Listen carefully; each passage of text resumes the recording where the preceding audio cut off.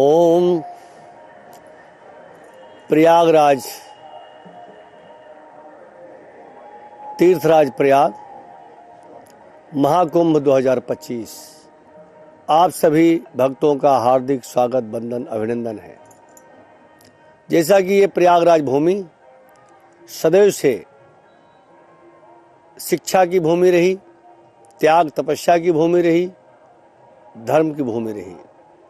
अनादिकाल से सारे संत ऋषि मुनि यहाँ एकत्रित होते रहे और पूरा महीना कल्पवास किया, सत्संग और साधनाएं की और बड़े बड़े शास्त्रों का शोध किया।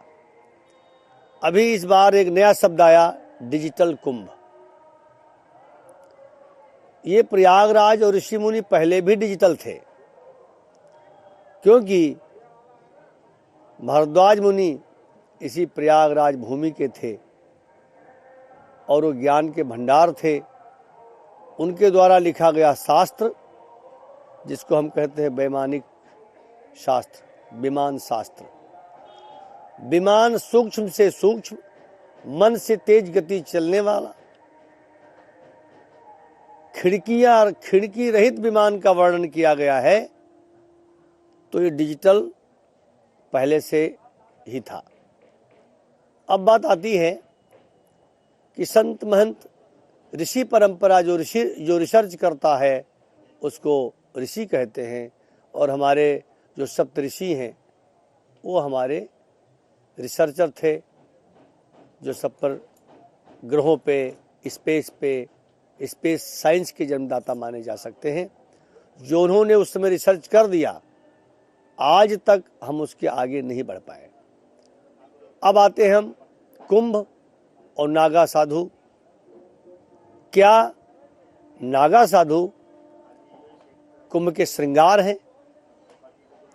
तो हम कहेंगे जरूर। शायद 90% जो जनता आज के समय में आ रही है वो नागा साधुओं को ही देखने के लिए आ रही है। आकर्षण का ट्रेंड, यदि कोई श्रृंगार विहीन है तो उसे कौन देखेगा? कुंभ लगा है और नागा साधु नहीं है तो कुंभ का श्रृंगार ही नहीं होगा। अब नागा क्यों बनते हैं? बौद्ध काल में, मुगल काल में जब हमारे ऊपर हमले होते थे, हमारे मंदिरों को तोड़ा जाता था, उस समय आदि शंकराचार्य ने और सभी धर्माचार्यों ने अखाड़े बनाए, सेनाएं बनाई और उसमें युद्ध कला कौशल सिखाया जाता था। गुरिल्ला युद्ध जिसको हम कह सकते हैं, वो बताया जाता था। अब प्रश्न ये उठता है कि वो नागा क्यों बनाते थे? तो यदि कोई शादी विवाह करके कोई 16 साल का, 20 साल का, 25 साल का कोई बच्चा युद्ध भूमि में वीरगति को प्राप्त होता है तो उसकी संतति, उसकी पत्नी विधवा हो जाती, व्यभिचार फैलता, अनाथ हो जाते। तो शंकराचार्य ने हर घर से एक बच्चे को लिया और उसको सन्यासी बनाया। सन्यासी बनाने के बाद उसको आध्यात्मिक शिक्षा दिया, उसको आध्यात्मिक ज्ञान दिया, संसार से उसको अलग किया और देश रक्षा के लिए एक पहला सिपाही धर्म रक्षा के लिए खड़ा किया। उसको गुरिल्ला युद्ध में, युद्ध कौशल में माहिर करके और धर्म की रक्षा हेतु बनाया। और आज वो देश के विभिन्न कंदराओं में रहते हैं, हिमालय की गुफाओं में रहते हैं, अखाड़ों में रहते हैं, लेकिन जब 12 साल के बाद महाकुंभ और प्रयागराज में अर्ध कुंभ के अवसर पर ऐसे नागा साधु और साध्वियों के हम लोग दर्शन करते हैं। नागा साधु सन्यासी नहीं होते तो शायद आज के समय में कुंभ का न महिमा होता, न आकर्षण का केंद्र होता। तो वो हमारी धरोहर है। एक वक्त ऐसा आने वाला है जब कोई न संत बनना चाहेगा और न संत रहेंगे, इसलिए ये हमारी धरोहर है। जब घर में एक ही बच्चा होगा तो साधु कौन बनेगा? कौन अपने बच्चे को साधु बनाना चाहेगा?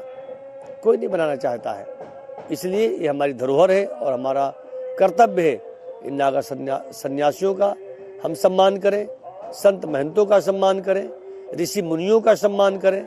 जब सैकड़ों साल पहले हमारे गुरुकुल परंपराएं बंद हो गई तो एक संत, एक ब्राह्मण, एक वक्ता, एक प्रवक्ता, एक कथाकार, वो चलते फिरते गुरुकुल हैं, चलते फिरते एक संस्थान हैं।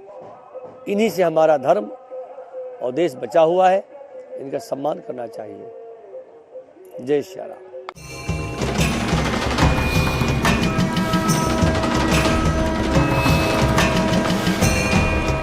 आप हमारे संत वाणी चैनल को सब्सक्राइब करें, वीडियो को लाइक करें, शेयर करें और हाँ, बेल आइकन पर क्लिक करना बिल्कुल ना भूलें ताकि हमारी किसी भी वीडियो की सूचना सबसे पहले आपको मिले।